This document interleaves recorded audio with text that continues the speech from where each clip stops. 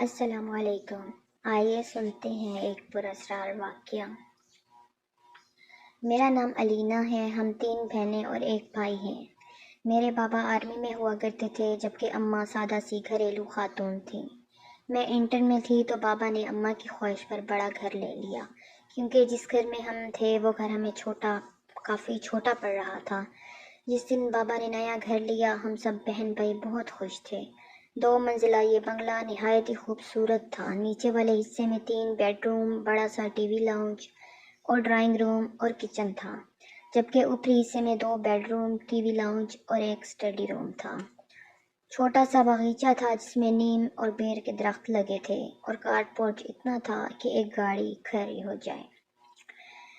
میری بڑی بہن مہرین جو مجھ سے 2 سال بڑی تھی، اور پھر اس سے چھوٹی ثنا جو 1 سال بڑی تھی، پھر میں تھی، اور پھر سب سے چھوٹا ہمارا بھائی حارث جو اس وقت 7ویں جماعت میں پڑھتا تھا۔ ہم تینوں بہنوں نے اوپر والے بیڈ روم لیے جبکہ نیچے حارث اماں بابا کے ساتھ رہتا تھا۔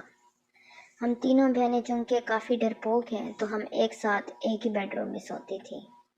جس دن ہم شفٹ ہوئے اس دن کافی تھکن ہو گئی تھی۔ رات گئے تک سامان وغیرہ سمیٹ کر فارغ ہوئے۔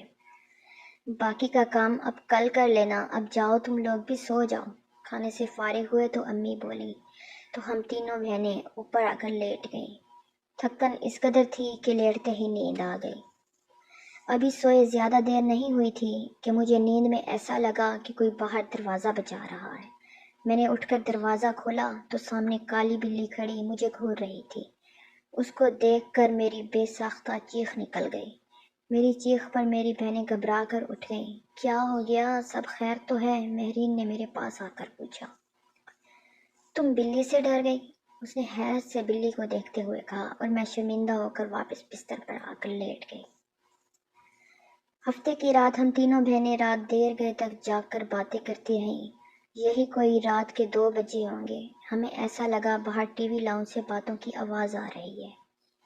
اس وقت کون ہو سکتا ہے؟ ہم بولتے ہوئے کمرے کا دروازہ کھول کر جیسے ہی باہر آئے تو ایسا معلوم ہوا جیسے یہ باتوں کی آواز کچن سے آ رہی تھی۔ کچن میں ہم نے جھانکا تو وہ کالی بلی سامنے کاؤنٹر پر بیٹھی نظر آئی۔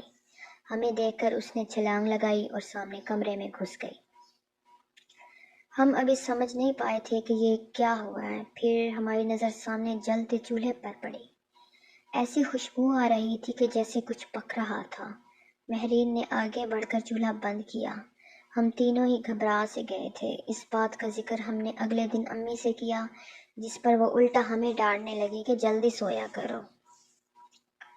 اتوار کے دن خالہ اپنی فیملی کے ساتھ ہم سے ملنے آئی اور ہم رات دیر گئے تک بیٹھے باتیں کرتے رہے، اور وہ رات کو دیر سے پھر اپنے گھر گئیں تو نیچے ٹی وی لاؤنج میں رکھے تخت پر بیٹھے ہم تینوں بہنیں اور امی باتیں کرتے رہے، جبکہ ابو اور حارث سونے جا چکے تھے۔ امی کی نظر لاؤنج سے جاتی سیڑھیوں پر پڑی۔ ارے علینا بیٹا، اوپر دیکھو کوئی بچہ تو نہیں رہ گیا؟ خالہ کے چھوٹے چھوٹے بچے تھے، کافی شرارتی سے۔ امی کو لگا کہ کوئی بچہ اوپر نہ رہ گیا ہو۔ امی کی بات پر ہماری نظر بھی اوپر کی جانب جاتی سیڑھیوں پر اٹھی تو دیوار پر چھوٹے بچے کا سایہ نظر آیا۔ میں نے اٹھ کر اوپر جا کر دیکھنے لگی مگر وہاں کوئی بھی نہیں تھا، جس پر میں خوفزدہ ہو کر تیزی سے نیچے آ گئی۔ جب میں نے امی کو بتایا کہ اوپر تو کوئی بھی نہیں تو امی بھی چپ سی ہو گئی۔ ہم سب ہی حیران تھے کہ جب اوپر بچہ نہیں تھا تو وہ سایہ کس کا تھا۔ کچھ دنوں بعد بات آئی گئی ہو گئی۔ ہم سب گھر والوں کو کزن کی شادی میں اسلام آباد جانا تھا۔ 2 ہفتوں بعد ہم واپس گھر آئے تو بڑی عجیب حیرت ہوئی۔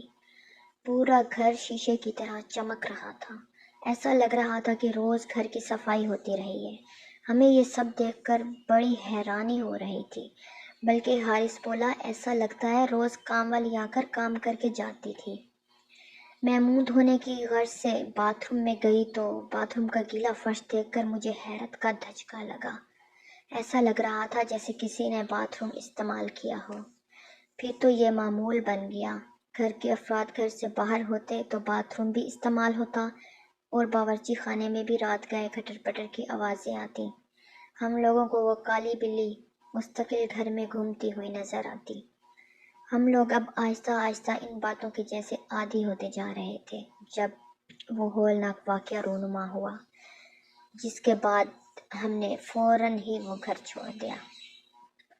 رات کے کسی پہر امی کی آنکھ کھلی تو انہیں محسوس ہوا کہ چھت پر کوئی ہے۔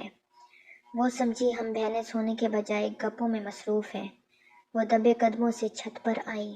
وہاں گول دائرے میں 10-12 عجیب شکل والوں کو بیٹھے دیکھا۔